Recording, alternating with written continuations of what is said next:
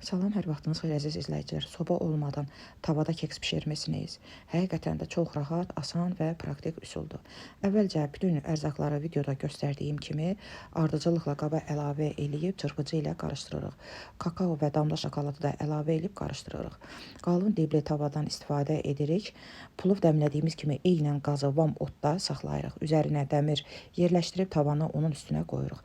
Hazırladığımız keks məhlulunu tavaya əlavə eləyib qapağını möhkəm bağlayırıq. 20 dəqiqədən sonra qapaq tərlədiyinə görə açıb safir kağızla iç tərəfini silirik. Qapaq sulu qalarsa əziz izləyicilər, su damcıları keksin üzərinə tökülüb xəmirləşdirə bilər. Baxın, əzizlərim, budur, keksimiz hazırdır. İndi də doğrayıb iç hissəsini göstərim. Necə gözəl, ətirli və yumşaq alınıb. Hazırlayan hər kəsə nuş olsun, göz haqqınızı halal eləyin.